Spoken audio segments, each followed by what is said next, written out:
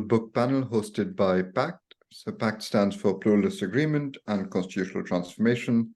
We are a major research project funded by the Arts and Humanities Research Council in the UK.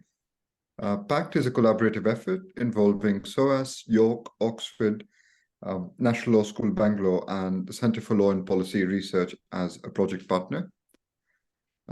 I want to say a little bit about what we're doing through PACT, and then we'll move on to today's event. So PACT is a research project that's basically trying to problematize the notion of constitution making as an elite project undertaken by a narrow group of people, mostly men.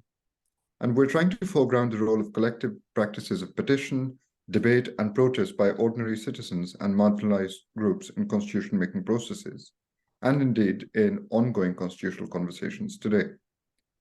We're also presently constructing a digital timeline of the constitution-making process, constitution-making history, which for the first time is going to bring together debates from the plenary sessions and the various committees and subcommittees on a single intelligible timeline. As part of this project, we've been pleased to host a series of virtual book events on constitution making and constitutionalism in India and beyond. And we're going to continue hosting such events in the future over the next few months. And you can find out more about the project and about our future events by visiting our website, that's pactproject.net. And so today, we're very pleased to have with us Achyut Chetan, who's based at St. Xavier's University, Kolkata. Dr. Chetan did his PhD from Vishwabharati, where he also taught English literature. He's held fellowships at Cornell, LSE, and Columbia University. His work emphasizes dialogues between different academic spaces and academic disciplines, as well as the emancipatory value of higher education in democratic societies. He is the author of Founding Mothers of the Indian Republic, Gender Politics of the Framing of the Constitution, subject of today's book discussion. So we're going to hear from Dr. Chetan first, and we'll move on to our discussants, who I'll introduce in due course. Go back to Achyut Chetan for a reply to his discussants, and then we'll open it up for Q&A. Before we start, you might notice our panelists are different, so I want to first start by thanking Aishwarya Birla for stepping in as a discussant by last moment, and regrets from Manav Kapoor, who couldn't make it today. Over to you, Achyut. Thank you so much, Udit. It's a wonderful initiative, and I really am grateful to PACT for inviting me to talk about my book. And as you have already noticed, my work does actually fall squarely within the vision of PACT. The book makes a major statement in that sense. I mean, I don't know how strongly, but of course, to show that constitution making was not the preserve of certain elite male groups. I mean, even if you look at the cover of my book, I don't know if I can show it and people can see. If you look at the cover of this book, you can see there are 11 women in this group. Of these 11 women, many would qualify as elite women in certain ways, but one could also interpret them to be non-elite in many other ways. And definitely there is at least one woman there who is not elite by any standard. So this is just one way in which I would like to complement PACT's work by foregrounding this particular aspect of the work. To talk about a book which I've written over the last 20 years would also mean to talk about how histories of constitution, have or the historiography of constitution has evolved in the last 2 decades. I would like to share with my panelists here and the audience that 20 years back, when I started working on this, almost I think I started working on this in 2005, and I was a young student of English literature. And at that point, it was not even considered plausible to work on the founding mothers of the Constitution. And not merely constitutionalists, but many scholars, feminists, historians of women's movement in India were not very warm to the idea that there were women in the making in the making process, of the drafting process of the Constitution. But over the last 20 years, of course, things have changed, and there are many conversations around women's role in the making of the Constitution. You look at the second volume or the second book by Granville Austin, he adds to his preface of working the democratic constitution, he adds the term founding mothers, founding fathers and mothers in the preface to the second volume. And then there have been lip services to the idea that there could have been women.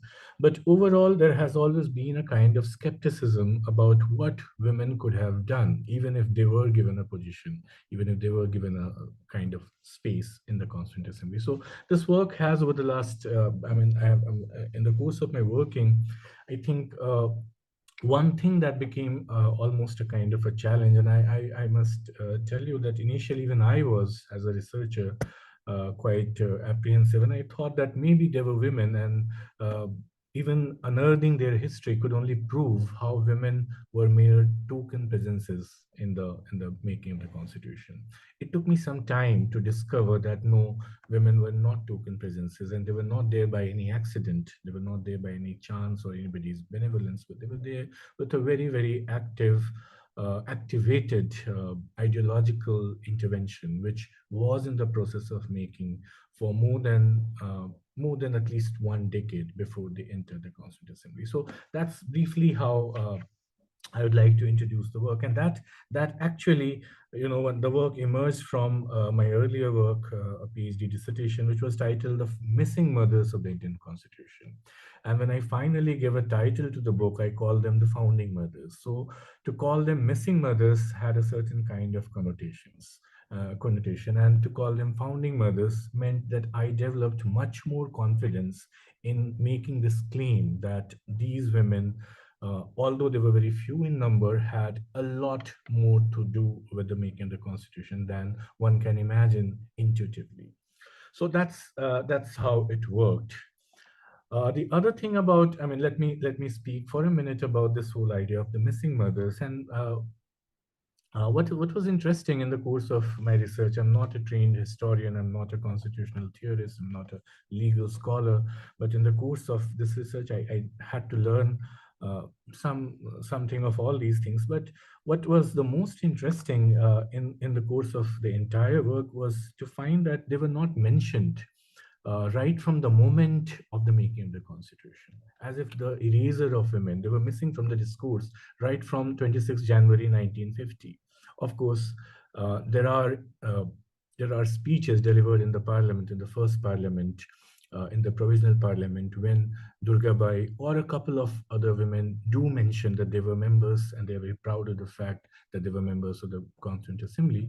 But overall, there was a kind of silence around women's role in the making of the constitution right from the time of its foundation, right from the time of its coming into force. And this silence came from all corners. I mean, there was a silence in the public sphere, there was a silence in academia, there was a silence in judiciary, there was a silence in the parliamentary bodies, in the legislative bodies, and also there was a silence within the women's movement itself. So that is why I felt that they are missing from the discourse. But if you look at the official discourses, it's very clear. It's there, loud and clear, that when the Constituent Assembly was formed, 15 women were elected to it. So what happens when women are elected and nobody follows their trajectory? Nobody wants to follow what did they do once they were elected to the Constituent Assembly, assuming that even if they were elected, they went into the Constituent Assembly like mute, idle spectators. And the Constituent Assembly debates, in certain ways, also uh, confirm this kind of a bias, because the Constituent Assembly debates do not really throw up a number of women's names when you start digging them. But there are several instances of women's intervention even within the printed volumes of the Constituent Assembly debates, but somehow they skipped the mind of the people. But uh, more than I feel there is a kind of, or I suspected that there is a kind of a politics of this eraser. There's a kind of a politics in the discourse itself, in the way we do our cultural history, in the way we receive women's contribution, the way power and memory and archive work together, that has contributed to this eraser of women's contribution. And that that is probably one reason why I call them founding mothers, as a kind of a deliberate, counter attack to this kind of an eraser. I'm necessarily, as I'm been saying, I do not believe that constitutions need fathers or mothers, and we do not necessarily need to evoke the trope of parenting for a constitution. But that is a kind of a deliberate uh, counter rhetorical device that is very much at the heart of the book and at the very beginning, in the very cover of the book. The second thing is about the founding, the concept of the founding, or the idea that they were the founders of the republic, and that becomes very clear. Anyone who has read through the book, and I must say at the very beginning that uh, this book is only, I think, a partial recovery of the voices of women in the making of the Constitution. There are in number of ideas, in number of issues on which women made very significant contribution in the making of the Constitution itself, which I could not talk about here. This is in a kind of, I would say, this is an illustrative point that the book tries to make, not an exhaustive history of women's contribution. I'll talk about the ones that I do not talk about in the book, just to give you an idea. For example, the language question, the question of the right to property. These are two very important ideas. The question of the structure of the judiciary, in constitutional theory, I understand it's a very important thing to understand whether judicial review has a legitimacy or not. But these are some of the important areas in which Durgabai Deshmukh, Renuka Ray, Hansa Mehta, all of them made very significant contributions. The language question, and by saying this, I'm trying to impress upon the audience here that women were engaged in founding the republic, and all the important questions that a republic grapples with at the moment of its birth. Whether it's the question of language, which, as you know, is a very central question now.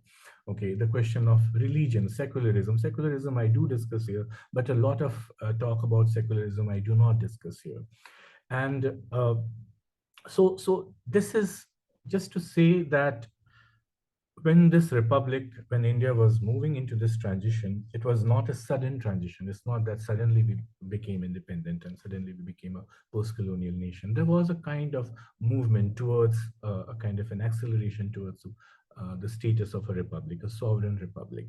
And somewhere the women's movement in India was negotiating with all the changes, with all the future uh, possibilities of the nation. They had tentative positions regarding certain things. They had very secure and very sound position regarding certain things. They had very nascent ideas regarding certain things. They began off with very robust, very high ambition vis-a-vis, say, family law reform, but they had to compromise on that. They began with very small idea vis-a-vis the question of, say, right to equality and reservation. They began with one idea that no, we don't want reservation. But when they came to the Constituent Assembly, they kept on shifting their rhetoric. They kept on shifting their demands. Okay, so this is a very dynamic process. Even participating in the constitution making body is not something which was a very static process. As I wrote in one of my earlier drafts, it's not, what we need to understand is not how women changed the making of the constitution, but how the making of the constitution changed the ideas of the women's movement or the feminists who participated here. So this is largely why I think the term founding mothers makes a very important contribution, or I think an intervention in this larger discourse. Uh, for those who have not read the book, I'll just try to give you a very, very brief summary of how I go about doing this task. But the first thing that I do, because I have already mentioned about this eraser, I think it's important to remember. I take up, I think I devote a lot of space, and there was a purpose behind that, to demolish this idea of founding fathers. I mean, demolish in the sense to say that if you can argue that the Constitution is written by founding fathers, then we can also argue that the Constitution is written by founding mothers. Okay, and in the process also uh, demystify a lot of things which have accumulated around the figures of the founding fathers. The great wise men who had a kind of moral authority, which probably women did not have, which the non-elite people who did not participate in the nationalist movement did not have, and so on. By questioning the idea of the founding mothers in line with PACT's major vision, I would like to just add that the history of the making of the Constitution also probably changes our idea of how do we define what is elite and what is not elite. It also changes the idea of how do we define what is nationalism and what is not nationalism, what is nationalist and what is not nationalist. Because we have also been reviewing or revising the idea of nationalism in India. This probably could be one way. By looking at the history or the prehistory of the Constitution, we can also revise the idea of nationalism in India. So that's something that I do, and I find very interesting, uh, very deeply entrenched, I would say, rhetorical compact, a kind of a contract between people who use the Constitution and people who depend on the Constitution, between the judiciary and people who interpret the Constitution. And it's almost a kind of a pact between the authors and the readers, which looks like a patriarchal contract. And that is where we need to make a kind of a dent. Uh, to understand that the matrix of authorship and authority, which almost you know uh, has been controlled by certain patriarchal norms, needed to be challenged. So that is how I begin the book. And once we question the founding fathers' wisdom, and also the founding fathers, not wisdom, let me say, I would say the founding fathers' designs. Very famously, I think Nehru, during the debate on the First Amendment, started claiming that we have made the Constitution, and by we, he was surely not referring to the women in the Constituent Assembly. He was referring to himself and to some of his colleagues there, and there was already the fight between the Parliament and the judiciary began almost as a fight between the founding fathers and the people who are going to interpret the Constitution. Uh, then I move on to the question of the search of the missing mothers. So, if this is the status of things, if the judiciary does not refer to the missing mothers, if academia or if academic scholarship, frankly speaking, when I started the work, there were ample number of works which were a kind of historical retrieval of women's voices within feminist historiography, but very rarely, even in feminist histories, women members of the Constituent Assembly were referred to as passive beings who did not really make who did not have a plan, who did not have a design. And if this is the scholarship which does not talk about the missing mothers, if the archives do not immediately give you the names of the missing mothers or their contribution, then how do you search for the missing mothers? Where do you look for the missing mothers? What is in the nature of women's movement in India in the 1930s and 40s? Right, that can give you a clue to understand how women could have come into the Constituent Assembly and contributed to the making of the Constitution.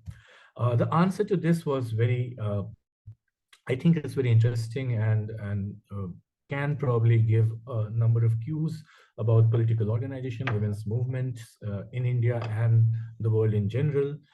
Uh, the thing, as again you mentioned, we look at petitions as a very important form of constitution making. So petitions which come from outside.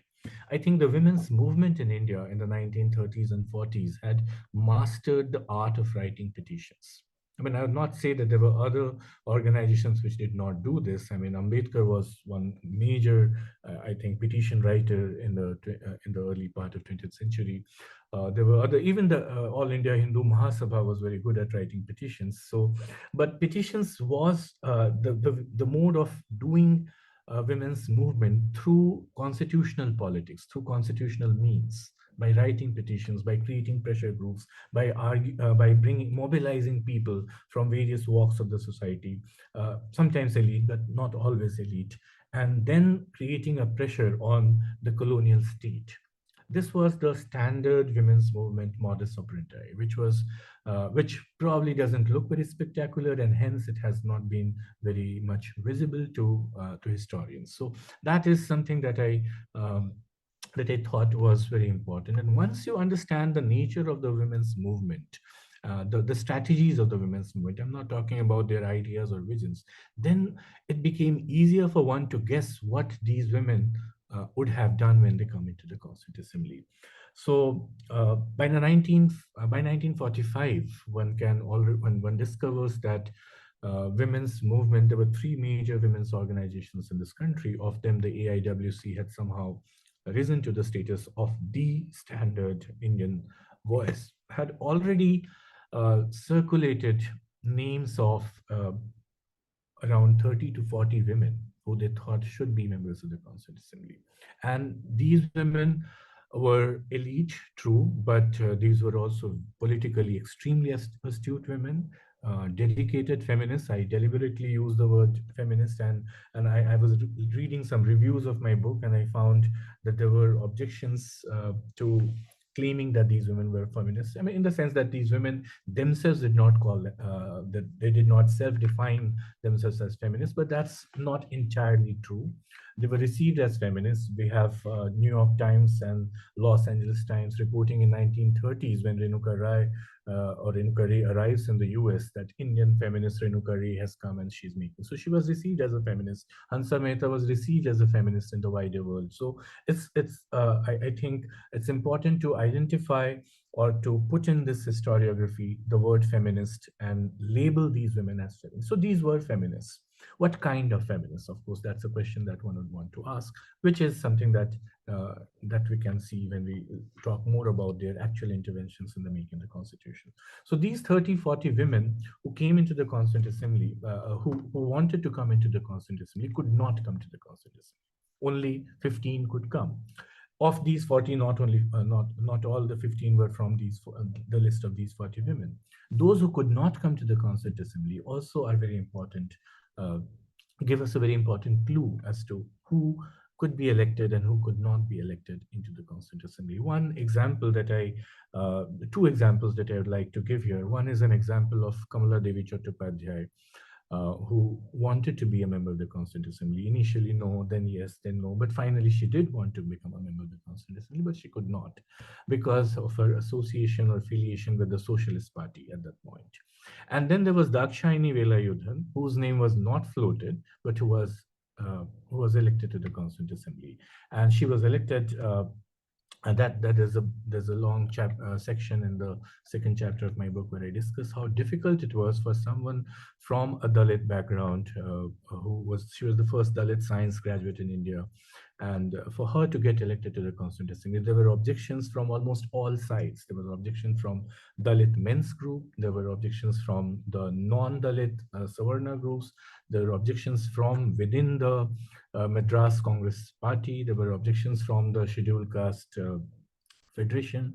And yet this woman comes into the Constituent Assembly and then starts working together with the feminist women colleagues with whom she had her differences. She had probably had some bitter experiences, but when they came to the Constituent Assembly, they worked in a group as a kind of in solidarity. That's what I was trying to say when I mentioned that it is also important to understand how the 3 years of the Constituent Assembly participation changed the ideas and strategies of women's movement itself. So these are the two examples that I give, apart from the fact that there were the very well-known women, Vijaya Lakshmi Pandit, Amrit Kaur, Sarojini Naidu, Hansa Mehta, Renuka Ray, Ammu Swaminathan, Sucheta Kripalani, Durgabai Deshmukh. These were some of the women who were already well-known in public sphere. Now that also raises another important question, that of course we do remember Amrit Kaur. Amrit Kaur has not entirely been forgotten from Indian history, but we rarely remember her as a founder of the Indian Constitution. We do remember Hansa Mehta as a very important academic, as a vice chancellor of the first woman vice chancellor of a public university in India, as a human rights champion, but we rarely remember her as a maker of the Constitution. So these are some of the things that then become very important when we look at the whole history of the erasure of these women into from the history of the Constitution. Having said this, I think it's become clear that when these women came into the Constituent Assembly, they knew that they will be very few in numbers. They will not be able to influence the decision of the Constituent Assembly only as this small group of 10 or 12 women. So they needed solidarities, they needed groups, they needed collaborations with other. So they invented, I not say invented, they continued with their practice of collaborative feminism, as I call it in my book. Instead of confrontation, they work through collaboration. A great example would be that of women's participation in the Hindu law reforms, in the Hindu law committees from 1939 onwards. Renuka Ray later on became a very important member of the Hindu law committee that was headed by B.N. Rao. One can find in number of examples of how women's organizations were collaborating with men's organization, and finding the right thinking men who would support their petition. So they continued with this tradition inside the Constituent Assembly. This became much easier by the, I think, by the, or this was facilitated by the structure of the Constituent Assembly. The fact that the Constituent Assembly was not, as you rightly said, was not only the debate on the floor of the Constituent Assembly, but a lot of work was done in the committees itself. The groundwork was done there. The working papers were prepared in the various committees there, and women had very consciously tried to get into all these committees. So one looks at the committee's reports, the committee's proceedings, and one starts discovering that okay, these women are there, and they are making very important interventions there. They are making the, I would say, the foundational interventions in the early years of the making of the Constitution. And later on, when the Constituent Assembly starts debating the various articles or various suggestions and recommendations made by the committee, the women keep watching whether what they wanted to get across has been really conveyed, has been accepted or not. And they made their interventions after that in a very strategic manner. So that is a proof of how astute, how brilliant, I think I would say, the feminist members of the Constituent Assembly were when it came to influencing a vast body like the Constituent Assembly of India is so far as that is concerned.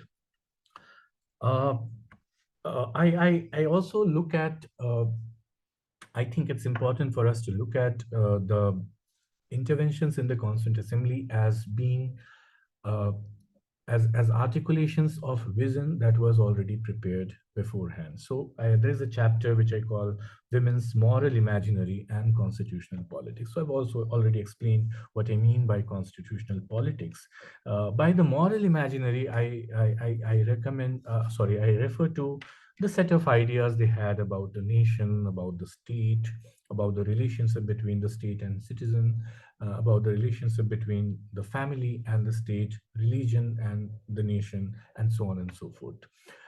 The most important thing to my mind, which I'm just using this opportunity because I think I could not flesh it out as much as I should have in the book itself, was of complete disavowal, or maybe not a complete disavowal, but trying to avoid, the attempt to avoid history as determining the future of India. I'm saying this also in the contemporary context, in the times that we are living. History is something to which we refer a lot. Women's entire idea of the ideal state, ideal nation state, ideal constitution was derived on modern ideals, on rational ideals. And they would very, very rarely refer to the glorious Indian past. And this, I think, is a very important thing to remember when we talk about Indian feminism per se, because we have had a long we have a long diatribe against Indian feminism, that is a Western import, and India was always very nice to its women and so on and so forth. So in this course, I think women made very clear for the last for the 20 years that they were engaged in this kind of constitutional politics, that when we imagine the nation, we imagine the nation as a nation which has a future, and we do not necessarily have to connect this future with its past. As the Dalits, like the other minority group in the Constituent Assembly, women also understood that the Indian past was not really, doesn't really have much to offer to women's movement or women's rights in this country. The best example of that would be, I think, Renuka Ray's important intervention on the history of social reform in India, where she clearly identifies Manu, just as Ambedkar identified Manu as a kind of a pivotal historical point from where you start denouncing Manu for your radical politics. Women's movement continued doing the same thing. Uh, Finally, in the Constituent Assembly, as I said, the committees provided women with a very important space where they could make their interventions and where they could get their ideas agreed upon. I don't want to give a menu of things that women did, but just to give a quick summary, one major difference that contemporary feminists, a section of contemporary feminists and the feminists who were in the Constituent Assembly is on the question of, say, right to equality and reservation.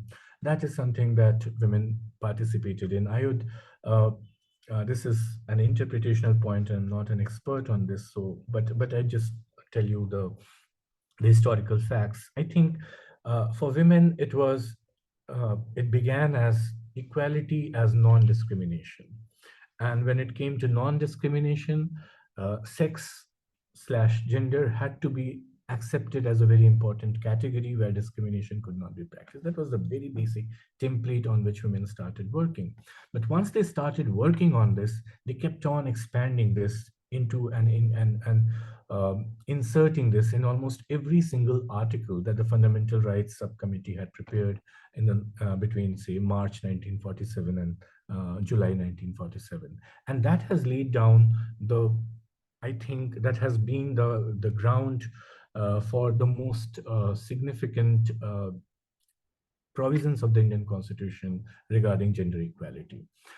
Even the insertion of the word sex, and this I just am I overshooting my time limit? I said I will maybe I'll 5 minutes. Yeah. So, for example, this began. I'll just give you one example. International Labor Organization. One looks at these women's intervention or uh, their interventions in the ILO policies, and one finds that the same policy that they were advocating at the ILO were advocated at the Indian Constituent Assembly. You look at Hansa Mehta's interventions in the United Nations Commission on Human Rights, and you find that the same thing is happening here. So that gives an idea basically of how what women were doing in the Constituent Assembly was done with a very clear vision about gender equality in almost all its aspects. They were very clear that women constitute a minority. Amrit Kaur said that technically we are the largest minority, and by minority they did not mean just a group of people whose numbers are less, but a group of people who have been disabled thanks to various customs, various practices, various laws, various impositions by the colonial state, and so on. So it was very important for them to argue that this minority requires constitutional protection, constitutional support. This minority was established, or women were established as a minority, although they did not use the word minority very often in the Constituent Assembly debates. But between 1939, or maybe before that, and 1946, women had prepared a number of what would fall within the genre of status of women reports. What is the actual status within the parameters of socio-economic indices, as we now call them, and to show how women have been systemically marginalized, discriminated against, and the reason why women have reached where they have reached. And the idea of equality or constitutional equality that was enshrined in that was a part of their vision was to change this thing substantially and not just formally. This is how I would want to present the whole case of women's contribution to substantial or substantive equality. Then, of course, there were lots of engagement of the women's movement with the colonial state. So when we talk about the state, recently I was looking at some journalists, even legal scholars, and of course politicians who are claiming that the Indian constitution needs to be changed because, and one argument they give is that this constitution has enabled us to have a very strong state and so on. But the state that women's movement had negotiated with was a colonial state, and they were very uh, closely observant of. They knew very well what does it mean to have a very strong state, and all the suspicions that constitutionalism has against state were had informed women's intervention. So whether it's about the right to liberty, whether it's about preventive detention, whether it's about judicial review, you look at every single article in which women have contributed, and you can find that their belief in constitutionalism as a kind of a curb on an excessively strong state is visible throughout. So that explains this kind of this political theoretical import of women's presence in the Constituent Assembly. Another example that I forgot to give was the example of military conscription. You can see how it was through women's intervention that we don't have military conscription as a compulsory article in the right to fundamental rights. And this was against the wishes of almost every single important male member in the Constituent Assembly, whether it's B.R. Ambedkar or Patel or Nehru, Hansa Mehta, Renuka. And this, I would, just a speculation not articulated in the book, is how Gandhi's presence was somehow felt by the can be understood by the by understanding women's role in the making the constitution. There are many other issues. I cannot just wrap up all of them here, but before I take I take a pause, I just want to uh, mention that the last sections of the book are about what happened or what did women do after the making of the constitution. And there I try to, I mean, this is not what I see, I mean, this is what the archives show us, is that these women kept on working very hard in their later roles as parliamentarians, as members of various committees, to make sure that the values of the Indian Constitution are practiced, are exercised. So you look at the educational reform, okay, in which uh, Hansa Mehta participated, Durgabai Deshmukh participated, and you find how they use the idea of gender equality, and by this time when they are participating, they have already, uh, I think, moved on to the concept of gender rather than sex, that is already there. Renuka Ray's participation in the making of, in several committees about ensuring the rights of the scheduled caste and scheduled tribe. And you get a number of suggestions that she makes, which are about, which are drawn from the Constitution of India and then recommended to the state. You look at Durgabai Deshmukh's very important work in the field of social work or social welfare, and you can see how the constitutional values are then translated into the action of the Planning Commission, Central Social Welfare Board, and several academic institutions as well. So these are some of the ways in which one can see that women were not complacent after having made or after having participated in the Constitution. The Constitution continued to be a very central thing in their lives even after the making of the Constitution. And that is where I think our work should begin, So where they have left, we should take it forward from there. So that's where I think I would stop now, and then we can, I'll try to respond to other interventions. Thank you. Perfect. Thank you so much. Thank you. It's my pleasure now to welcome our discussants. Our discussants today will be Surbhi Karwa, who's a PhD candidate and teaching fellow at the University of New South Wales in Sydney. She works on feminist constitutionalism in the Indian context and has published on various platforms, including ICON and ILR. She took her BCL from the University of Oxford, and I'm looking forward to your comments, Surbhi. We've also got with us, as I mentioned before, many thanks to Aishwarya Birla for stepping in last moment. She is our second discussant, is research associate for PACT at the National Law School in Bangalore. She has a keen interest in equality law, refugee law, and constitutional law. She completed her master's degrees from the University of Oxford and the University of Melbourne. So we have a combination of Oxford and Australia on our discussion panel today. Over to you, Surbhi. Am I audible? Yep. Perfect. Thank you so much, PACT, for inviting me. It's always wonderful to follow your work. And congratulations to Achyut again for the book. I personally was very happy when the book came out because I feel personally involved in the topic and feel passionately about it. So huge congratulations. And I've said it before, this is first of its kind book. So it's a service to, I mean, a huge amount of population, like in terms of academia, public discourse. So for my comments, I'm going to do it in two parts. I'm going to first try and put Achyut's book in context of constitutional law scholarship and comparative law scholarship. And then move on to think a little bit more about the idea of contestation as feminism and as feminist exercise. And there I would share a little bit more about some of the minor disagreements and mostly major agreements with the book. Now, just to start with, the urgency of the book lies in the fact that it took 75 years for the book of this kind to be published, because in constitutional law scholarship, starting from Granville Austin, we don't find women's voices. For example, Granville Austin, he looks at a whole bunch of documents in his book, but you don't find AIWC's archives or papers anywhere in that list. He lists 21 people as the most important members of the Constituent Assembly. Only Durga Bai Deshmukh makes to that list. Neither Ambedkar or nor any other woman makes to that list.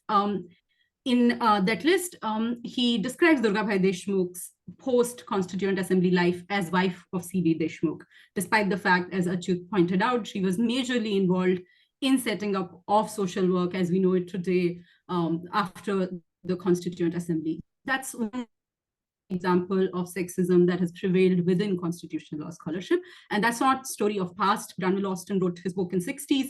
Even today, if you look at, there is a lot of work which has come out in recent past looking at of people in We the People, to ask who are these people, what is their gender. But in the scholarship, even the current scholarship that has come up, nobody has bothered to ask what is the gender of these people. And Achyut's book sort of brings that out really well. One example of it can be right to vote. Now, right to vote in India for women came earlier than it came for women in other countries. But it's kind of seen as that this was just given, that it was sort of gifted by the leading figures of the time. But the fact is that AIWC was constantly involved in this question. AIWC members also questioned some of the property restrictions that were put on right to vote, because only property women, literate women could work, and that would have meant very less women of the, but right to vote had sees right to vote as this radical feature of India's founding movement, but ignoring women's voices in it. Women appear only as a passing mention or as a critique, which is visible, say, in Rajiv Bhargav's book. It's seen as a limit of the Constituent Assembly, not engaging with what would have been the influence of 15 women members in the Constituent Assembly. This also is important from a comparative constitutional perspective, because constitution making and gender is an emerging field. And there are a lot of work coming on women being involved in constitution making, but those studies are mostly focused on constitutions post-1990. So for example, South Africa's constitution, it had a lot of women. They took a gender audit of the constitution. So that's one constitution where a lot of gender and constitution making is done. Or constitution of 2015 constitution of Nepal, where they had women's caucus, and women were very actively involved in that process. But Achyut's book is first of its kind, a kind of systemic study of gender in constitution making of 1950s constitution. So it's a massive contribution to that comparative field, because you kind of directly jump to 1990s constitution when you talk of constitution making and gender. So it's an important intervention in terms of its international value. Now, another thing, just here, I wanted to point out that task of these women was not simple. Achyut calls it act of will. And I just wanted to compliment and add on to Achyut's work here. Parts of it aren't, could be talked a little more, that these women faced a lot of sexism in the Constituent Assembly. So for instance, a constitution is called lawyer's document, but image of lawyer is a male lawyer. We forget that Durgabai Deshmukh was also a lawyer, and quite a lot of these women were women lawyers. So they face a lot of sexism. So Deshmukh on multiple occasions introduces some rules from the rulemaking committee of the Constituent Assembly, and she faces these continuous sort of hackling, targeting, saying that male members have sent a woman to fight, a lady to fight their cause. Or another occasion when Purnima Banerjee is proposing that when the constitution was being made, the 3 seats of 3 women members had gotten vacated. One had died, one had resigned. And Purnima Banerjee proposes in the Constituent Assembly that these seats should be filled by women. And she's making her argument, and she gets a response saying, well, women rule by heart, men rule by head. So you get these sexism instances. So task of these women was not easy. And that act of will idea that these women were not just passive recipient and were just the passive audience, that comes out very clearly that that's not the case. They are active participant of the process. And here Achyut also challenges some of feminist scholarship. So for example, work like Catherine McNinnon, they've called constitution as particular kind of male intervention. But Achyut's book shows that, well, women are engaged in constitution making. So this is, I feel, an important intervention in constitutional law scholarship in comparative world and also feminist scholarship. Coming to the second bit about the book, I wondered if we can see contestation also as a feminist exercise. So there is a critique in the book of women's movements engagement with issues like UCC and seeing that engagement as erasure of women members' position. But contesting and disagreeing with position of women members is equally a feminist exercise. So Achyut's second argument in the book is to restore these voices, and second is to also argue that these voices, women's voices, radically reimagined Indian Republic. And I have wondered that whether can we think of these women in more also contestational terms and not necessarily with a pre-attachment to the idea of radicality, because these women were also operating in a particular time where, say, for example, nationalism was a massive challenge to them because British colonial rule is justifying itself as this moral project of protecting Indian women from Indian men. And Achyut, in his book, responds saying that nationalism, the ideas of nationalism created this inner and outer domain. And the fact that women were there in the constitution making itself challenges that binary.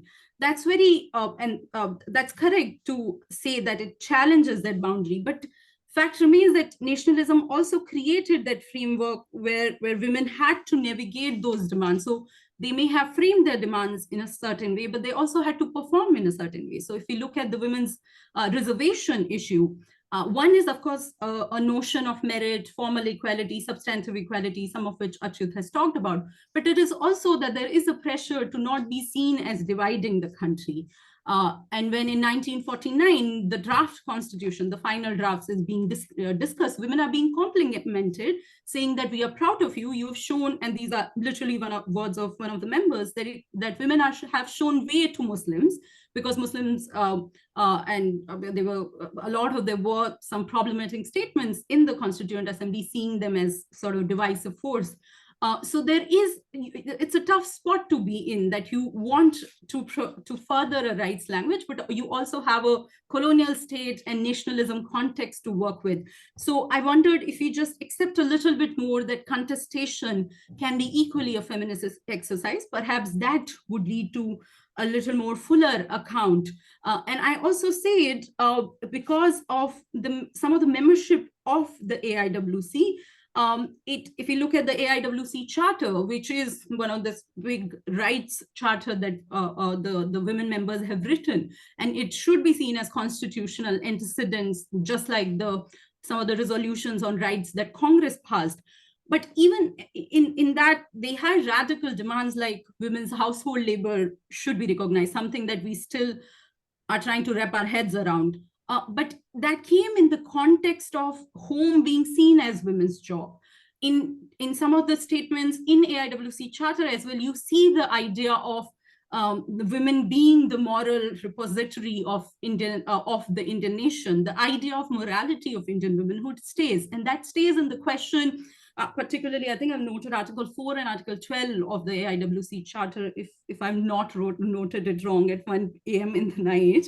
But yeah, so in that, like, if you look at the question of sex work, that was entirely seen as something, an un-Indian kind of thing, and in something that Indian women shouldn't do. And that's visible in the way Durgabai Deshmukh reacts with Husnabai's litigation for wanting to see sex work as right to trade and profession. And this idea of there being job of women to sort of further these, so some of womanly profession, there are two more evidences of that. So for example, when Purnima Banerjee is asking that these 3 seats vacated by women members should be filled by women members, she particularly speaks of education and health as women's sphere. And AIWC does invest a lot of its time and creates program in encouraging women to join nursing and teaching as profession, as womanly profession. So this is not to criticize them, but just to put them in this tough spot they were in. So I tend to see it as it's being in a difficult position to manage both these situations. So yeah, that was my second comment, to see contestation with these women of later feminists. So in UCC, we see a change in demand. Women members were unanimous. I mean, they were very strong in the demand that Article 44 should be there, and not just in the DPSP, it should be in fundamental rights. So, and then complete rejection of women's reservation of any kind. Whereas if you look at All India Depressed Women's Conference, they are open to the idea that should be reservation in multiple positions. So All India Depressed Women's Conference at some places have made those sort of demands. So just seeing those contestation perhaps would also bring this complicated story a little more out. But having said that, I do think, as you said, this is a first start. I hope you come out with the second volume, and I will again have comments on it. But this is a massive service to discourse on politics, history, constitutional law, comparative constitutional law, and of course, feminist scholarship. So thank you so much for writing this book. And yeah, thank you for inviting. Thank you so much, Surbhi, for your comments. Yeah. Thanks, Surbhi. Over to you, Aishwarya. Thank you so much. Can you hear me well? Yeah. Thank you for your comments, and thank you so much for your presentation. I truly enjoyed reading this book. I wish I had more time with it, which is why I think my comments will come to you as a barrage of questions and a barrage of things that I found extremely interesting and I want to go back to. I think I'll organize my comments thematically as best I can and end with, I guess, a few prompts for you in terms of where we go from here.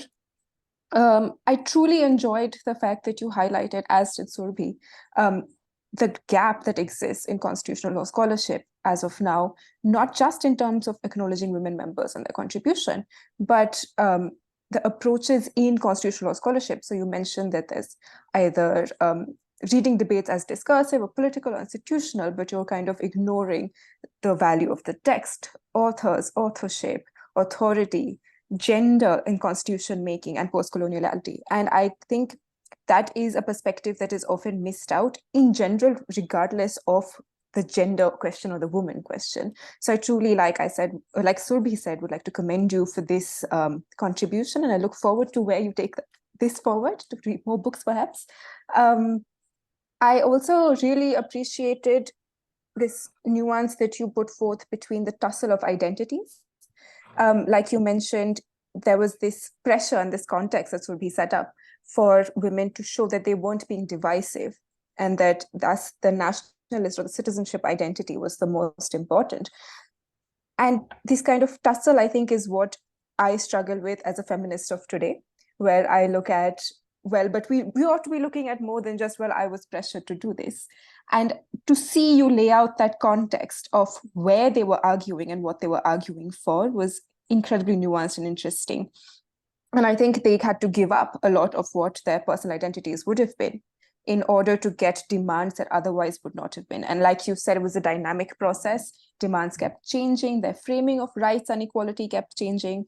And it's a very intelligent way, I think, of attacking the constitution drafting process, of looking at what they need to achieve and what they can in the context and the resources that they have.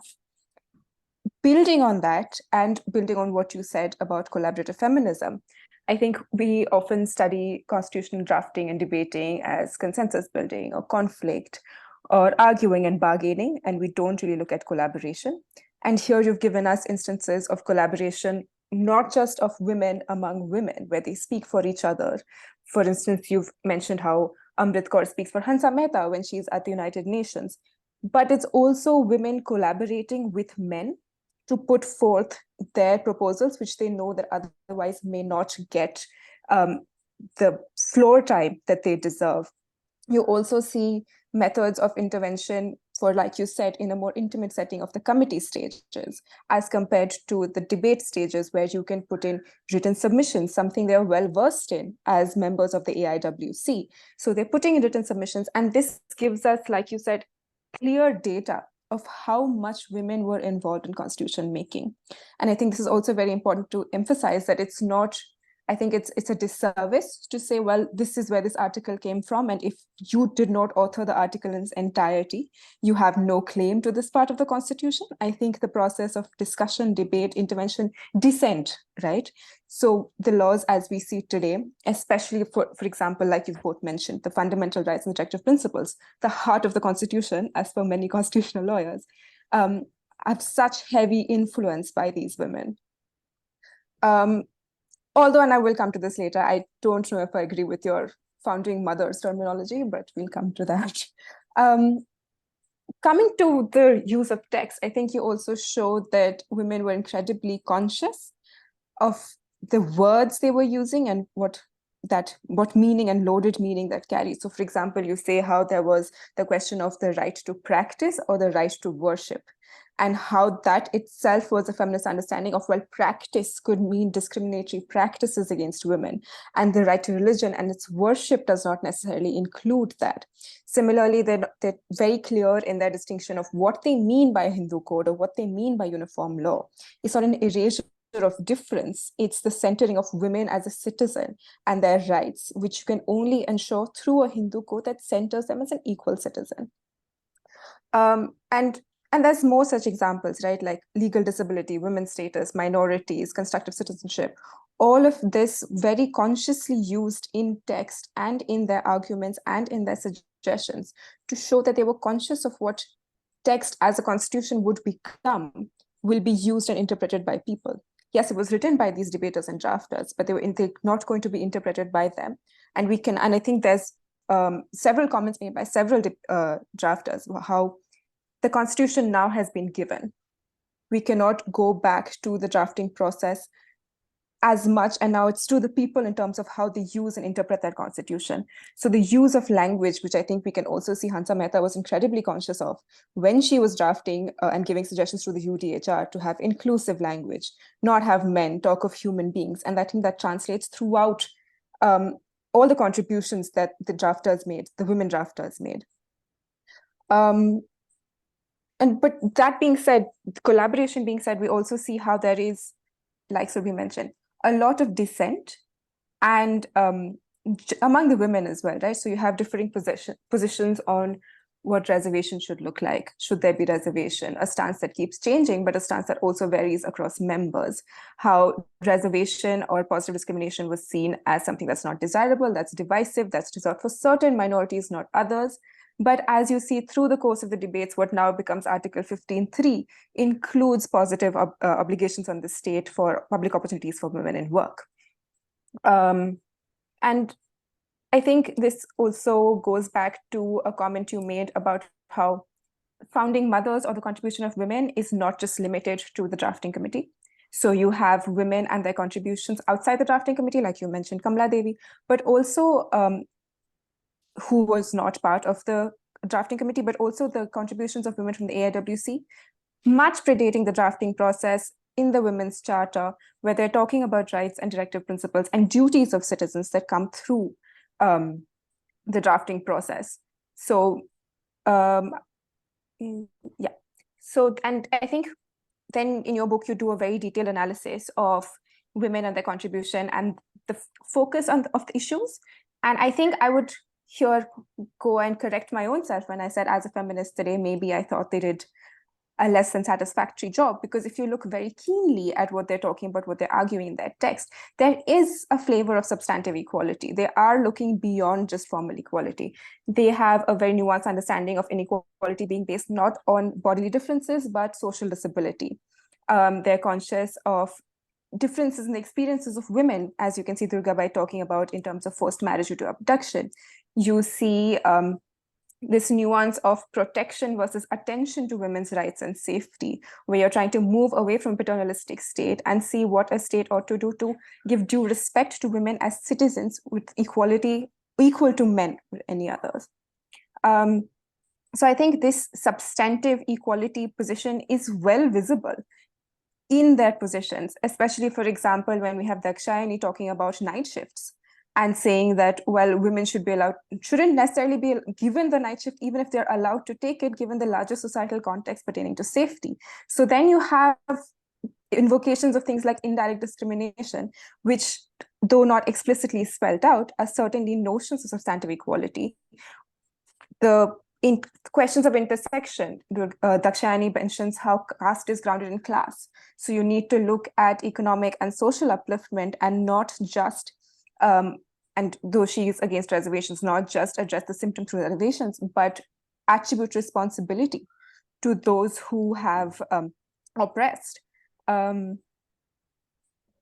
see this feminist discourse also in procedural due process, where it is not perhaps a woman's question, but you see the expansive reading of rights that women put forth in procedural due process in the Article 21 and 22 debates. Now, though, and I think this talks to Surbhi's points on the growing instances of sexism that they faced. You've mentioned there are possible instances of lack of giving credit. So fundamental rights were first proposed possibly by Nalinakshi Sanyal, but this credit was never given.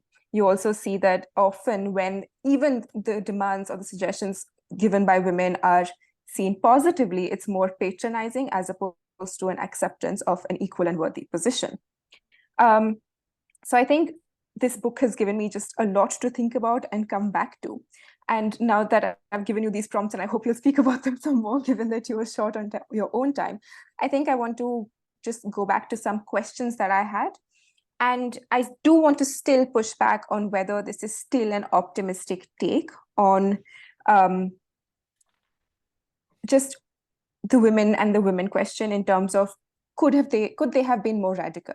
So you did mention that most of these women were from elite backgrounds. And I think this goes back to the question of how these women were chosen, who made it onto the drafting committee, and how we look at that consciously, contextually, yes, but not completely acceptingly. Also, and this goes back to what was lost in the choice of strategy of taking the nationalist side, of being non-divisive. What further claims could have possibly been made, hypothetically, had that not been the strategy? And now just, I think, questions about your choices in the book, and hopefully questions that maybe you can address now or in future writing, is you say in your book you've chosen specific women drafters, and I'd love to know why this choice was made to focus on, why specific issues you focused on, like you mentioned, why not the judiciary, is that future work? And you did defend your usage of founding mothers. I'd love to hear more about that, because I think there is a context of motherhood and mothering that is very different from the context of fatherhood. So that may not be an equal corollary to draw, but I'd love to hear more on that from you. I know you did mention that it's not just the question of, that is the question of how the Constitution affected the women's movement, but I think it's also an incredibly valuable question of how women affected the Constitution. So I think this would be, and perhaps this is under PACT's domain, to look at empirically how women contributed to specific articles, even in dissent and discourse. And if we did not have women members, these specific women members and their contributions, would our constitution look any different? And I think that's a very valuable question to ask, given especially that the numerical presence of women was quite low. But I think we can possibly argue that that impact was not small. Yeah, I think that's it. I truly enjoyed reading your books. Apologies for this barrage of thought. I just had so much that I enjoyed in your book, and I look forward to your comments. Thank you so much, Aishwarya. I really have to write a second book now that too many questions have come. Yeah, I'll try to answer them. Udit, am I supposed to answer straight? Yeah, if you could do a brief response, because we've also got audience members who I'm sure are very keen to come in on the conversation. But yes, thank you so much, Surbhi and Aishwarya, for those. I'll try to be very, very brief, because Yeah, so many questions and all of them would require a lot of time to answer. But the one thing that I want to mention is this whole question of radicality is something that I have not imposed on these women. Okay, what looks radical to you in 2023 is not the same as what looked radical to people who were living in 1940s and 1950s. So when you work as as a historian, or when you look into the archives, you somehow also get transferred to those times, and then you look at the ideology vis-a-vis the ideologies which were around, operating around at that time. So if you're comparing Hansa Mehta, you do not have to compare, one can't compare Hansa Mehta with a contemporary feminist thinker. Gloria Steinem, for example, or Judith Butler, for example. You have to compare Hansa Mehta with other women, other feminists who were working then, and other similar rights groups who were working at that point. So that is something that we need to keep in mind. And that is also the limitation of anybody who works as an author for any kind of work, including myself. So that's one thing. But even having said that, I think for women to make such radical claims, like you need to recognize the economic rights of homemaker, okay, is a very, very radical thing, even by contemporary standards. And this was couched initially as, I think it's a historical fact to remember that AIWC actually began as an organization for the education of women. And then it moved on from education towards political and social rights. Right, similar to Mary Wollstonecraft's evolution as a feminist, who began as writing a treatise on educational rights of women, and then ended up writing a vindication of rights of women. So that's something that happens, and this radicality is also something that keeps on changing depending on the time. I say that this is a strategy, that they were using such terminology which would help them get this idea acknowledged or endorsed by the rest of the world. If they needed to use a nationalist term, they would do that. But whenever they needed to challenge a nationalist concept, they did the same. So that's very important. In 1953, Renuka Rai is again making the same demand that the housemakers, homemakers' economic rights need to be acknowledged. And she's doing it firmly within the nationalist rhetoric. But later on, it's like starts disappearing. Around the same time, so 1939, when she's making this demand, or in the 1945 charter, there are other women who are strictly saying that this is a demand which needs to be met because women are also contributing to the economy of the nation, right, as homemakers. So that's a completely different kind of demand. So there are various justifications that these women are offering, and not one of them is more important than any other, because as historically, as I'm trying to see, that they are continuously working on the contingencies of time. So that's one thing that I thought was as a response to Surbhi's question, and also Aishwarya asked this question about radicality, whether they could have been more radical or not. I think it's a very important historical question, and I have deliberately tried to present the women in their own voices in this book, so that one can go on interpreting their positions historically. The second thing is, the second thing that Surbhi talked about was contestation within feminism.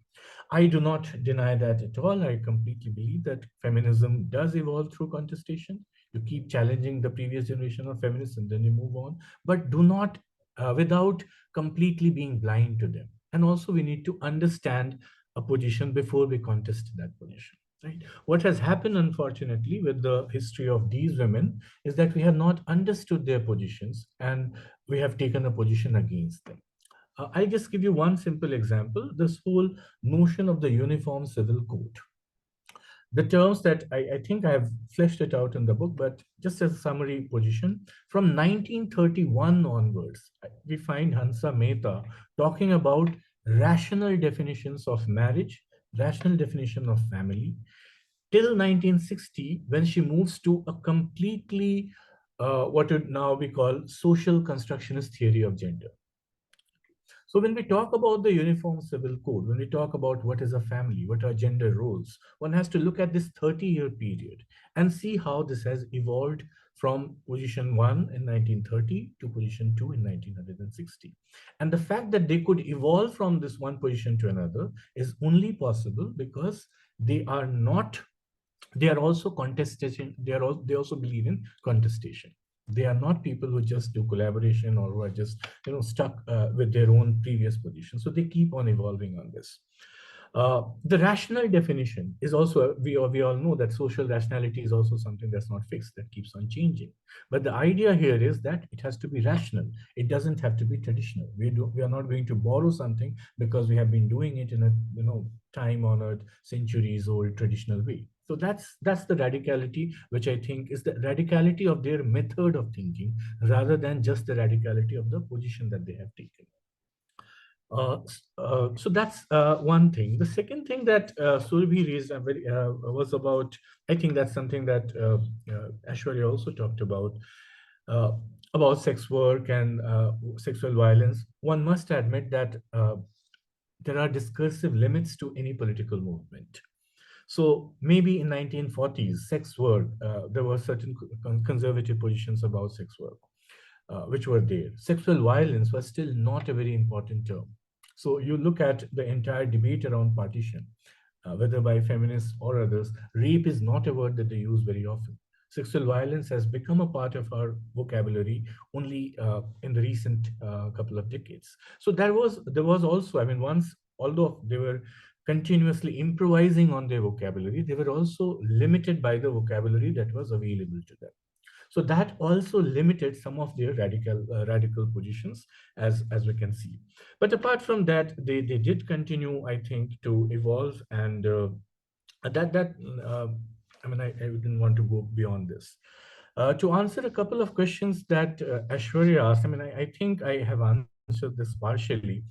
One would want to, I mean, I would like to say in retrospect that they were moving from the idea of women as a sex to women as gender. This was happening between 1930 and 1960. The making of the Constitution being somewhere in the middle of this position. What happens in this case is that once the Constitution is written, the Constitution also starts offering the women a new way of redefining their terms. So what does the word sex mean in Article 15, Article 16? You look at the article which provides for compulsory public service. It does not have the word sex, right? So the word sex keeps on changing its meaning. And women were, I have not done that work, maybe somebody should, or I might do that too, but they were already looking at how the judicial discourses were changing the meanings of the words that had gone into the Constitution. That is also something that the women members of the Constituent Assembly were doing. Regarding the question of substantive equality, I think one important point that I think I made in the book is about reading the Constituent Assembly debates along with the reading of Constituent Assembly legislative debates. Because we know that the Constituent Assembly was functioning as a constitution drafting committee and almost with a overlapping membership also as the provisional parliament of India at that point. And there they were discussing various acts and various incidents that were happening in the country. So there was a kind of understanding of women's actual, what we now call lived experience, which were coming into the debates in the Constituent Assembly legislative role. That were then maybe inflecting the discussions in the Constituent Assembly. So substantive equality is also something as Aishwarya rightly interprets, that's something also that's also something that they developed in the course of their participation as parliamentarians, not just as constitution makers. So the example that you are giving of Dakshayani Velayudan fighting for against night shifts, no, this is not a constitutional problem. This is a problem that the parliament was discussing. But once she starts discussing about what happens to women who go on working in night shifts, she brings in the constitutional theories or the constitutional provisions that had already been discussed or were being discussed in the parallel sessions of the constitution. That becomes a very important thing. And the final, I think, the other thing that Aishwarya talked about was about practice, the idea of practice. I think it's very clear from the archival evidence that women were keen on fighting customs. You know, one of the epigraphs that I use in a chapter is when Durga Bai says that without a code, we are without justice. So we need to do codification. Unlike the postmodern legal thinking, codification was very important for these women. You know, and similarly with Ambedkar, I think codification had a certain power which they wanted to take, and customs were discriminatory. Anything which is customary was to be challenged. That's one standard position that was common to almost all the women members or marginalized group that were there in the Constituent Assembly. So the question of secularism had to be understood within this definition of religion as a repository of certain customs. So that probably answers the question of practice. Why did this happen? And finally, I think I will just stop by talking just one sentence about this notion of authorship, and authority, and my optimism vis-a-vis this. I think this is one very interesting fact about Indian constitutional history, that B.R. Ambedkar has been attributed the authorship of the Indian Constitution. No, I follow Foucault's idea of the author function. When through certain social discourses, a particular person is attributed the authorship of a particular text. It's not so that, and that has had I think an immensely positive impact on Indian constitutional history. When you refer to B.R. Ambedkar as the author of the Indian Constitution, it makes a lot of difference to constitutional interpretation, to politics around the Constitution, to politics of rights in this country. So the author that I talk about here is not the historical empirical actor who has written the Constitution, but also the author who we accept as an author, who we give the status of an author. So that ways, I think once we attribute the authorship of the Constitution to these women, and that's why I use the word founding fathers, because it's catchy, because it's a counter trope, because it evokes the idea of motherhood. Although I do mention, as I did mention in the very beginning, that I do not agree that the Constitution needs a father and a mother. So that ways, once we go back to this kind of a theorizing where women's role in the Constitution can be given the status of an author, then they will get an authority which probably might make a difference to feminist politics and gender justice in this country. So that's the brief response. Perfect. Thank you so much, Achyut.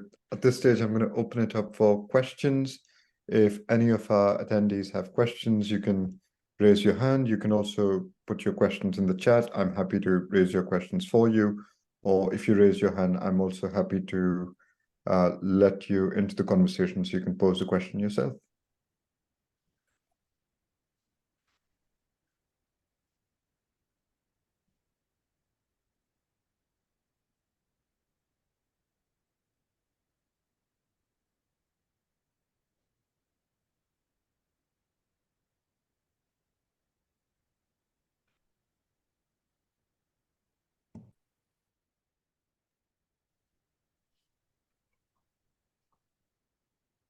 I think while I'm waiting for the audience to gather their thoughts. Oh, Rochna, go on. No, but please go ahead, Udit, if you had something to say. I'm happy to wait. Yeah.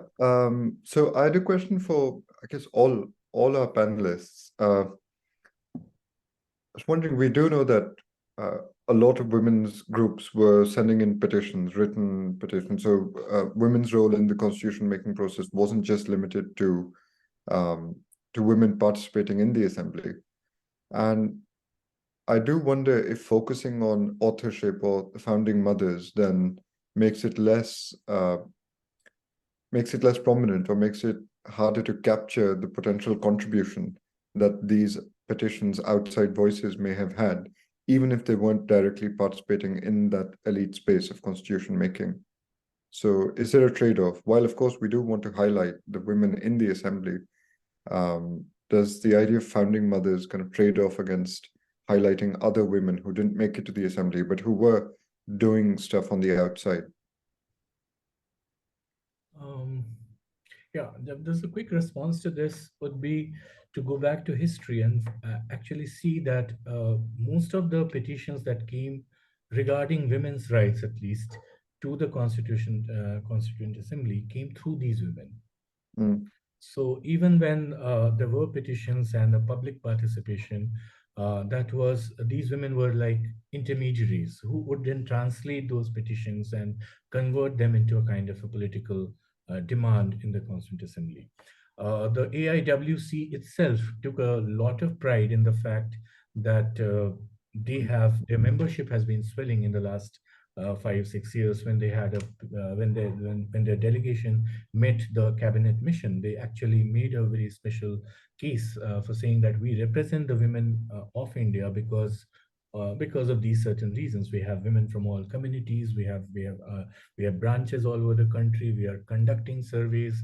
I mentioned, though I did not find too many references to this particular thing, but there are evidences of AIWC organizing constitution weeks in various parts of the country, and 1 week to the right of equality, 1 week to the right for equal pay for equal work, 1 week to the right to freedom of expression, and so on, and where they were kind of doing sensitizing of the public about the constitution that is about to be framed.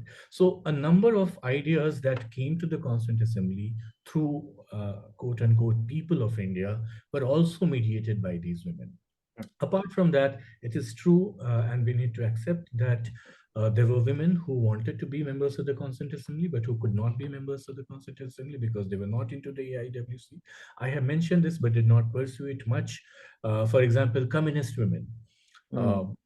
They were gradually being marginalized in the important positions within the AIWC, although they were filling the rank and file of the organization. Right? So they could not become, so their voices were probably not heard as much as it could have been. A very interesting chapter that needs to be explored, there's only a brief hint of to that in my book, is about the All India Hindu Mahila Mahasabha. Right, the right-wing women's organization in this country, who also wanted to write and who also wrote petitions to the cabinet mission and to Rajendra Prasad. If you look at the president of the chairman of Constituent Assembly's papers, you'll find he had received several drafts, several petitions from women's organizations, which are sponsored by right-wing groups from both the Hindu and the Muslim communities. So women's voices in India would be a huge, I think would be huge, and then it would be a kind of a quagmire for the Constituent Assembly to address all of them and prepare a constitution, the kind of constitution that we have. Perfect. Surbhi, do you want to come in on this as well? I just had a question on this. I haven't looked on this, but I've wondered this in Ornit Shani's work, where they look for letters that people send to Constituent Assembly. So the Ornit in the paper, they mentioned that there were no letters for women. So was it the case that like normal common Indian women, the way common men, so to say, had sent letters, women weren't? Because Ornits were, I mean, there is in the beginning acknowledgement that there were no letters from women. So beyond the organization, because with men, even quite random people in that sense, so to say, were sending letters to assembly, pissed off at something or the other.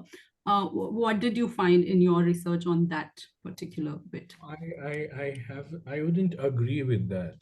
I believe if we dig deep into the archives, we'll find that several women would have also written letters to the Constituent Assembly. The thing is that there were several places within the Constituent Assembly where one would write these letters to, right? So you could write to the president of the Constituent Assembly, you could write to the president of the drafting committee, you could write to one of the members of the Constituent Assembly who was who represented your constituency. Right? So one has to look into many spaces before one can conclusively say whether they wrote or they did not write to the Constituent Assembly. For example, I can give you two examples here. The Hindu Law Committee that was working in 1945, just a year before the Constituent Assembly started working, had letters from several women's organizations. Many of them would say that we are affiliated to the IWC, some affiliated to NCWI, but they had their own names, their own letterheads, and so on, would write number of petitions. Sometimes they would give it to the male members, hoping that this would make it more effective. Right. So these letters were coming continuously to the Constituent Assembly. One place, again, that would only enhance our understanding or enhance the role that the founding mothers had played here would be to look at the Rules Committee and the Steering Committee. As Surbhi said, Durga Bai was the convener of the Rules Committee and the Steering Committee, and it was Durga Bai who would actually prepare the plan of action for the Constituent Assembly's next day's work. So she would actually receive all these letters and she would sift through them and identify which has to be addressed, which has to be categorized, which ones of them should be taken up tomorrow, which can be taken up after some time. So there would have been a number of letters that came to them.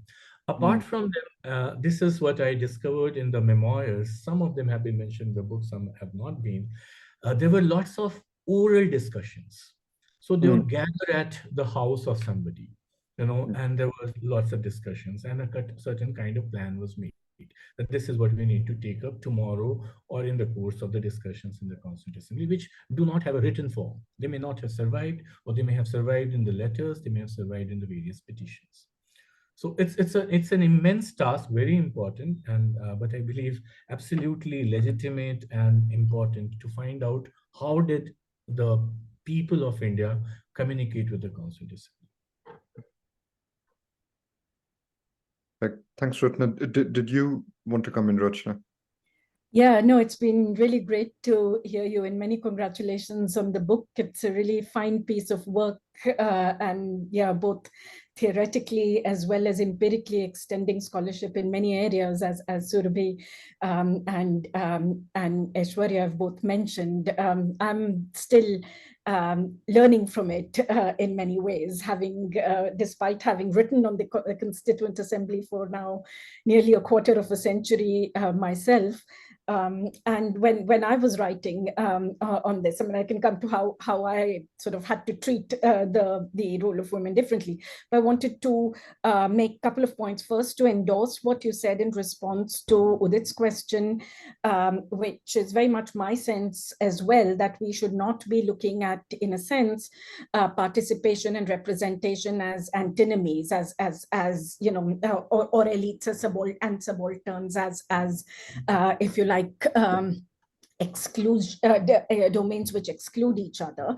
And indeed, my own work on this is about how representation produces participation, in a sense, and so the kind of separation that some accounts which focus on the people may make between these domains, I don't think stand up to either the historical record or the potential of, in a sense, representation to produce organization and associations of the people in political mobilization in our present against the autocratization that we see around us today. So I completely sort of agree with that. So no, I was just going to go back to, well, one is simply a sort of question for more of your thoughts on which documents you think are the most significant in relation to from the petitions. And it's very helpful to also expand constitution making both to the period both before and after, as your talk and your book do. But I wanted to ask for which particular documents, interventions, initiatives, especially before the making of the Constitution, would you say were the most sort of significant for understanding women's political agency in some ways as you frame it and reframe it for us in very thoughtful ways. A second question is, of course, any study of women has to deal with this issue of weren't they all elites, or any historical study certainly, as it were, has to deal with that. And I think that you've already spoken about some of the ways in which you deal with that issue. But if you could say more on how, any sort of recuperation of historical recuperation of women's agency sort of deals with that particular question. And my third question was about, in a sense, how you understand or frame women's agency in general, because the term collaboration, as you're well aware, is also associated in nationalist historiography with those who are collaborating with the colonizers. And indeed, this allegation can be made, as you say, in the common dismissals of women's movements, as of some Dalit movements, as westernized, as really referring to, if you like, a foreign set of values and commitments that are not indigenous to the nation. So could you say a bit more about this, and in terms of whether you see there was a distinctive, Indian women's nationalism that could counter this dismissal of their agency as, if you like, Western? I'll stop there, but it's a book which really makes us rethink, both constitution making and feminist historiography. So thank you very much for it. Thank you so much for those questions. And I must tell you that I also began reading with about the Making the Constitution with your works. And one thing that I find something that we need to work on, this is probably an answer to something that, this is a response to your work in general and a number of questions that have come today. One is to ask a question about the cabinet mission's structuring of the Constituent Assembly. The cabinet mission had already made a huge, created a huge handicap by telling that the Constituent Assembly will be elected on the basis of communal representation. And the fact that you could represent or you could be elected as a Muslim member or a Hindu member. And that is the reason why Surbhi, if you remember, Granville Austin mentions the caste and community affiliations of all the members. So for women, it becomes very difficult because they always have a communal identity. I mean, to which community do you belong? And this was happening at the time when the the Pakistan movement was in full swing.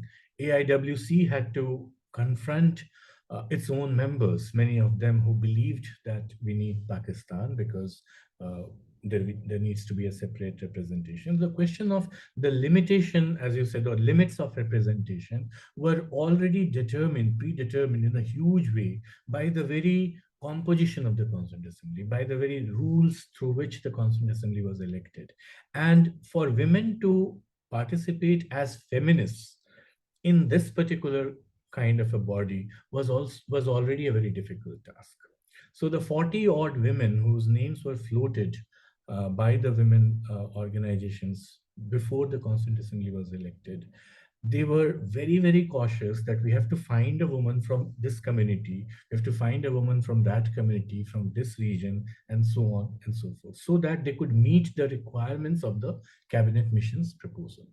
So that's something which is very difficult for our postmodern sensibilities to even appreciate or understand. How would you find suitable women? It's not just suitability of your feminism, it's about the suitability of your caste, class, community criteria that work. I don't know, there's this example that I give in my book when they were trying to take in Amrit Kaur. So Vallabhbhai Patel writes to, I'm forgetting, he writes a letter saying that you choose Amrit Kaur and that will be a two-in-one kind of a choice, because then you get a Christian and you also get a woman. So that's the kind of several identities within which women had to work. So anyway, now going back to some of the three questions that you have put in. One was about the documents that you talked about. I think the most important document which needs to be put back in public circulation is the Women's Charter of 1945. The history of the Women's Charter is also very interesting. I've traced it to a bit, not completely.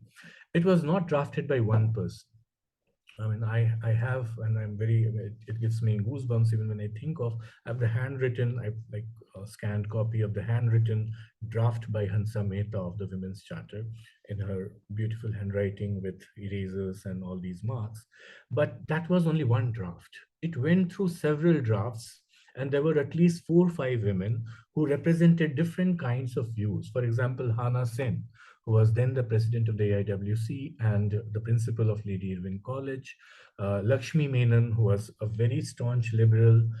There was Kamala Devi Chattopadhyay, who was socialist, and Hansa Mehta was somewhere in the center, Renuka Ray. So the Women's Charter has to be understood, its history has to be found out, its various old drafts.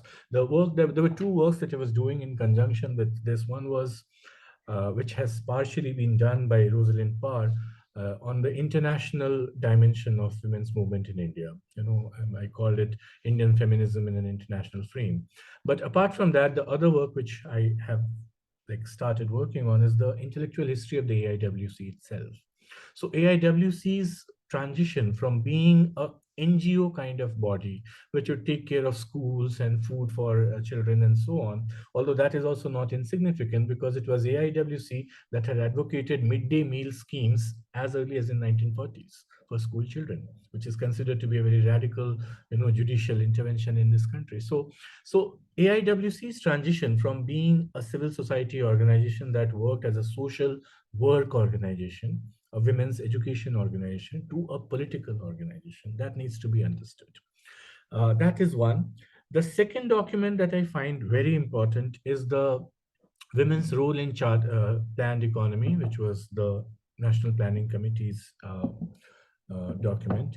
Now, what we find about this is Hansa Mehta is a very young member when she's participating in its making.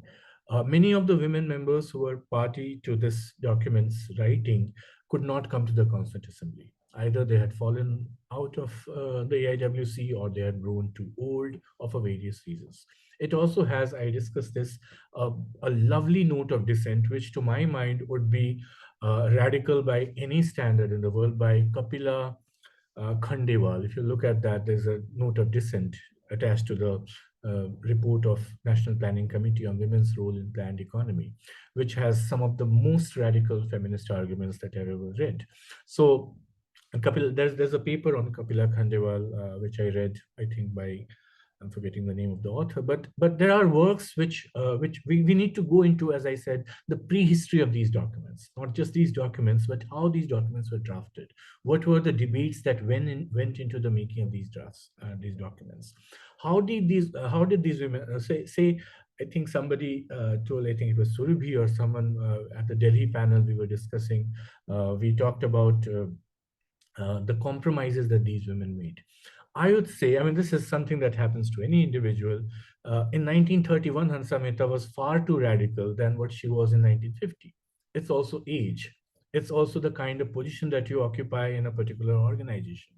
Right? So those are the things that we need to look at, but we cannot deny or we cannot dismiss the prehistory of these documents. So these are the 2 documents. Apart from that, the All India Women's Conference had a legal disability committee. Renuka Ray was the secretary for the legal disability cell, or I think it was called the legal disability or the Committee on Legal Disabilities, which used to publish an annual and half-yearly report every year between 1938, 39 to 1940. No, maybe even before. Right? Their documents are absolutely important. Just to add to the PACT's vision about finding the people's voices, an interesting aside that I find in the archives is about how these women would write to people who were contesting the 1935, 1937 and 1945 elections. And they would say that if you agree with these demands, only then you will get women's support. So there is a kind of this was the bargain that women's organizations were doing from the very beginning. So these would be the three documents that immediately come to my mind, which we need to look at. Apart from, again, Surbhi, the AIWC's constitution also has a history. AIWC began with a constitution in 1927. Its constitution was changed once, and then it was again redrafted by 1952 or 53 after the constitution came in. So how does the AIWC keep on re-envisioning its purpose? Why is it working? Is also something that we need to trace. These are the post-independence documents that I talk about. I also believe an important work which history of Indian feminism needs to do is to look at how the AIWC women were marginalized during the making of the Towards Equality report. 1974, all of them were alive, very much there. They had they were working and they were doing important work. But when the Towards Equality report or the Commission for Status of Women was framed, they were not there.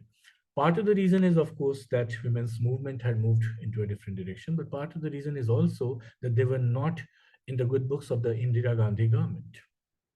So these are some of the things that we need to look at. Then the question about women's agency and the elitism or elite women and so on. I will just end with just give a kind of an anecdote to explain how telling or how difficult it is to ascertain whether these women were elite or subaltern or not, or only to problematize that notion. In the Constituent Assembly legislative debates, when J.B. Kripalani, who was then the president of the Indian National Congress, was arguing about the ideal womanhood of India, he made a remark saying that my wife Sucheta, who is an eminent leader, is the chief minister of the state, still washes my feet. When I go to the office, she comes and puts my footwear and then and prepares. So even though she has done all of these things, she has not gone back on her ideal feminine duty. And this is a man talking about his wife's personal whatever she was doing in the public in a Parliament of India. So elitism of women is also a very relative thing, and who we are talking to, where we are talking to, who we are talking to, and where we are being talked about is very important to understand. And finally, this question about the Dalit women and the question of women's agency in various categories. I think the colonial and post-colonial thing, I think there is, of course, I mean, I would not call the nationalism, feminist nationalism or nationalist feminism, but I would say that these women were, by virtue of being living in 1930s and 40s, feminists, but also not, but also nationalists. An interesting example of that would be to look at how Hansa Mehta's interventions in the United Nations, were made specifically from the point of view of South Asian women or third world women. An interesting example would be Hazrat Begum, who had replaced Hansa Mehta in the subcommittee on women, where she continuously kept on criticizing what was the status of women in the European countries and in the West in general, because there were continuous criticism of women's status in India. So there was, of course, a kind of nationalist dimension to their intervention in gender, in their fight for gender justice. And what they were doing probably was to argue, and this is a completely different chapter we need to look at. That's, as I said, we need to look at the international dimension of their activities.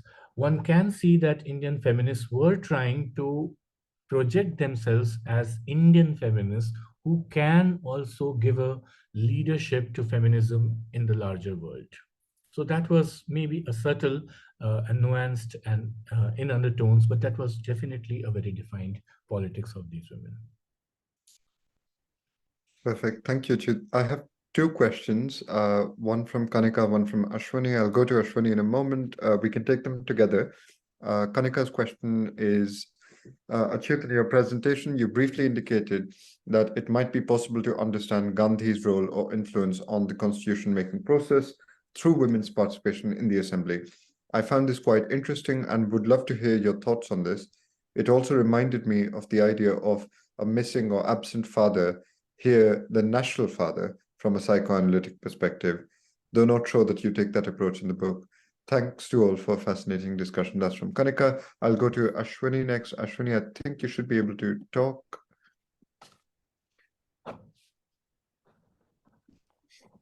Hi, I'm audible? Yeah.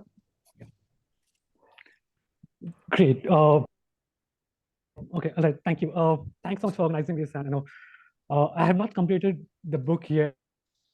I'm on the second chapter as of now. So sorry for that. And I have a few questions based on sort of, also picked a few comments from what Udit and Surbhi mentioned earlier. And that your book sort of work also reminds me of two books, one by Rohit Des on People Constitution and Audrey Shani's book on how India became democratic, right? So the two questions in the first one, because you sort of see constitution making as mostly, because it mostly was an elite process, right? It's a top-down position with, even though there were sort of some kind of participation from the people, but to what extent those participation and those comments sort of affected the process, we don't have sort of a concrete account of that. Rohit does sort of give an idea about how sort of people participated in the constitution making process and sort of understood their rights. Now, I'm picking on Udit's comments about sort of, because from what I understand, you have not sort of dealt with how women sort of who were not in the Constitutional Assembly sort of engaged in the constitution making process, because as we see, it's not just elite. It's not an elite process, even though it was a top-down imposition. But for example, in Rohit Des' work, there was when Hansa Mehta filed a petition in Allahabad High Court, we saw that there was a group of at least 40 women in Allahabad who sort of formed a group to represent themselves and sort of before the court. So like Rohit Des had he has mentioned a few instances of women participating. For example, partially women participated, protested when there was a prohibition on alcohol sale, right? So did you sort of come across any instances of sort of women writing or sort of challenging what's happening in the Constitutional Assembly debate? I understand how this could be affected because I remember in Audrey Fani's work, it's mentioned that at some states women refused to be enrolled by their name, right? They were sort of they were of the opinion that they should be enrolled as husband of XYZ or daughter of XYZ, and in fact to an extent that the officials responsible for electoral rule had to sort of give in to an extent that where women object that because of religious or customs, whatever reasons, they are not fine with them being enrolled as sort of by their name. It's fine to sort of note them as sort of daughter of XYZ or sort of wife of XYZ. So I'm wondering if that's how they could have participated in the process, because as also you mentioned that they might have in group meetings and maybe because it is still continues to be a patriarchal society, so it's the male member who is writing to the assembly or whatever committee that's there that you could write to.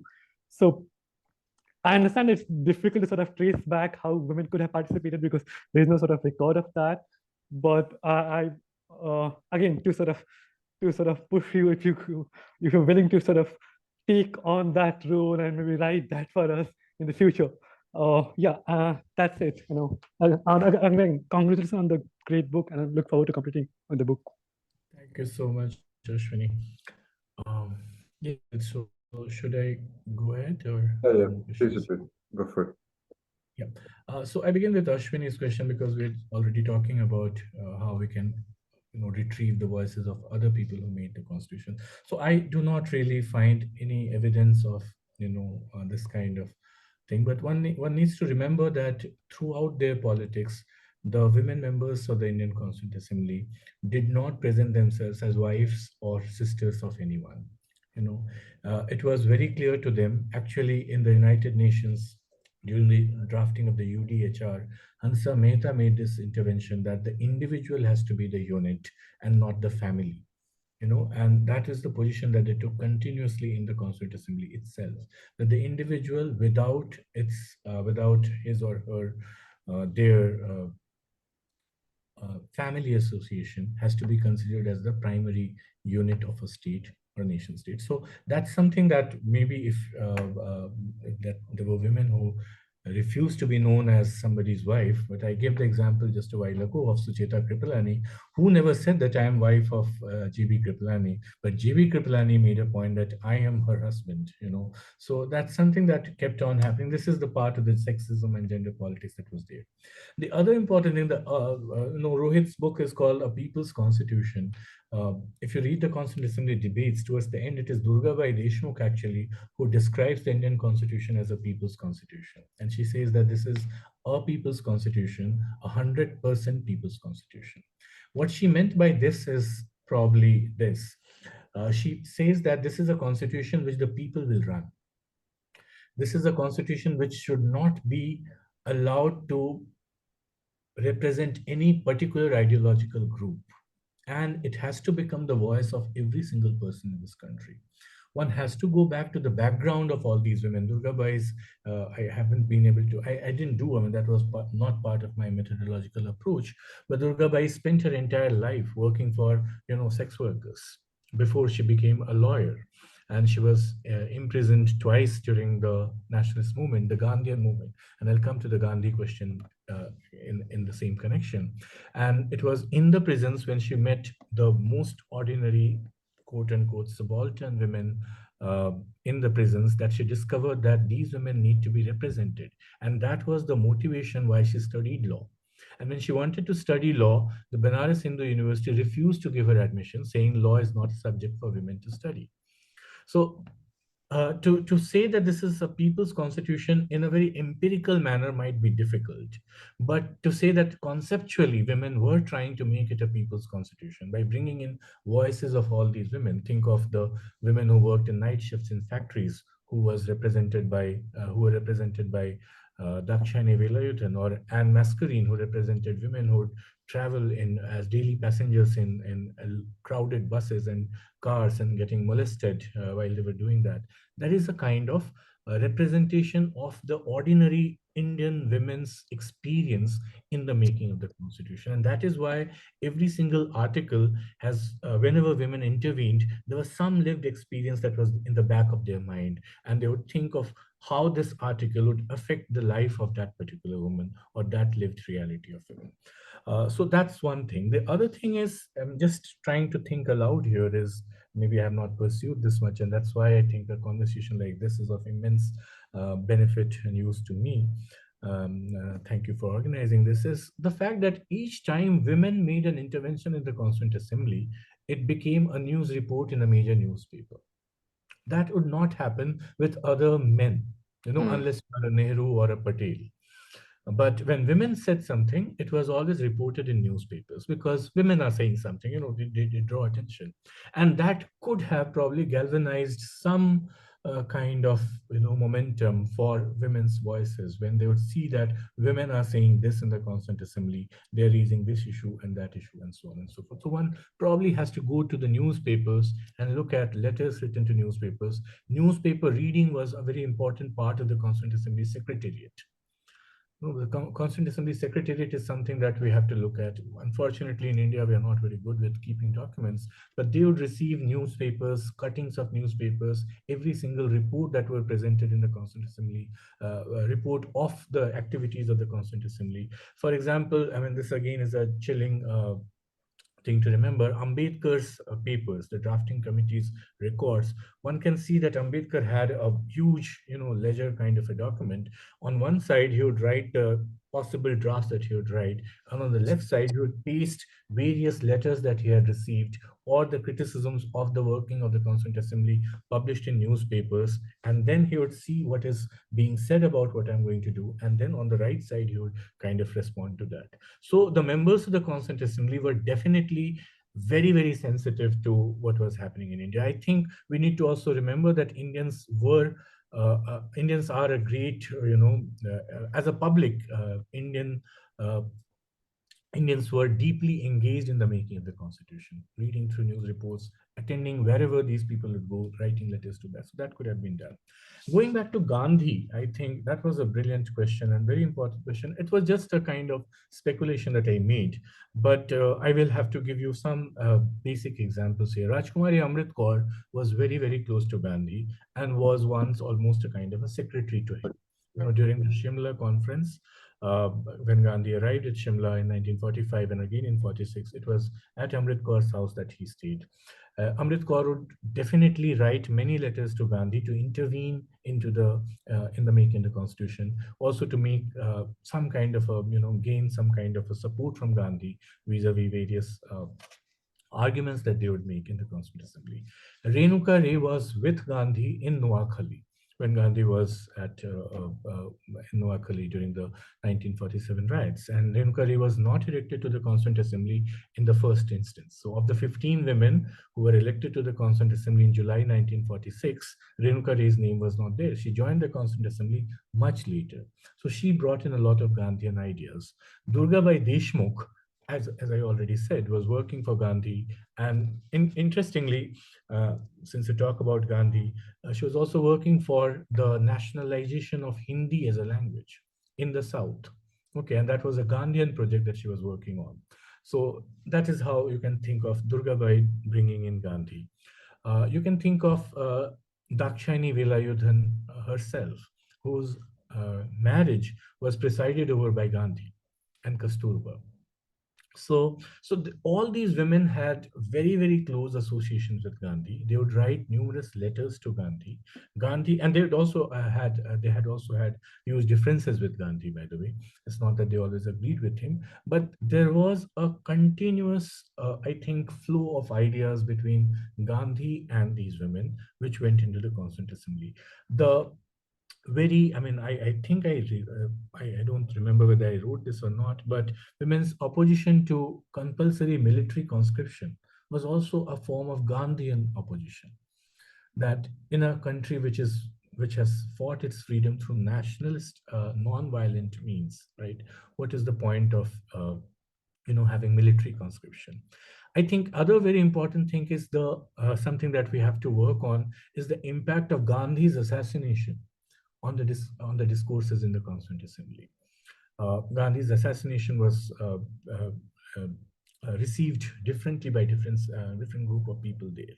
So largely, I think when we look at the historical context of the framing, there are a few very important things that we have to look at. One is, of course, Gandhi, but then there are, of course, other things. For example, the partition violence and Gandhi's response to partition violence and women's response to partition violence. They were nearly similar.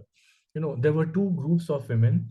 One was represented by Mridula Sarabhai, who was very close to Gandhi, but not Gandhian in her approach to recovery of women.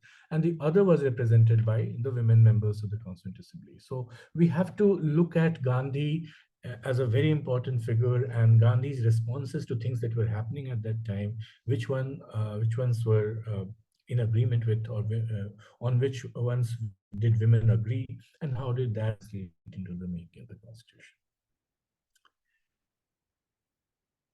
And also, I'm sorry, if you allow me, I'll just go on and on about this, but also the question of the villages. Very interesting. Ambedkar and Gandhi had different ideas, as all of us know, on the centrality of of villages in Indian polity. And among the women, there were two groups. So Renuka Ray and I think, I'm forgetting. I'm sorry, I'm getting tired probably. But yeah, these women would take, some of them took Gandhi's position and some of them agreed with Ambedkar. Actually, most women agreed with Ambedkar than with Gandhi on the question of villages. So Gandhi had a kind of a presence in their interventions, not very, very clear though. Perfect. Thank you. I think we'll close there. I just wanted to end by thanking, well, firstly, Surbhi, who I think has now been awake till 2 a.m. In the morning. Thank you so much. And of course, Aishwarya for stepping in last moment and offering her very rich comments. And of course, Achyut for his excellent book discussion, for the excellent contribution to so many debates as our discussants have highlighted. So please join me in thanking our discussants and Achyut. Thank you. It was absolutely a learning experience for me. Thank you. So much for organizing this. And I would like to, if there is any way in which I could contribute to the work of PACT, That would be great. Yes. We still have a lot of archival work which I have not tapped into. We'll be That would be terrific. So we'll be in touch because it's very close to what, our aims are very close to what you've shown us expertly in the context of the book. Thank you. Thank you so much. Bye. Bye. Thank you. Bye. Thank you so much. Bye. Thank you. Bye. Bye. Aishwarya. Bye. Thank Bye. you.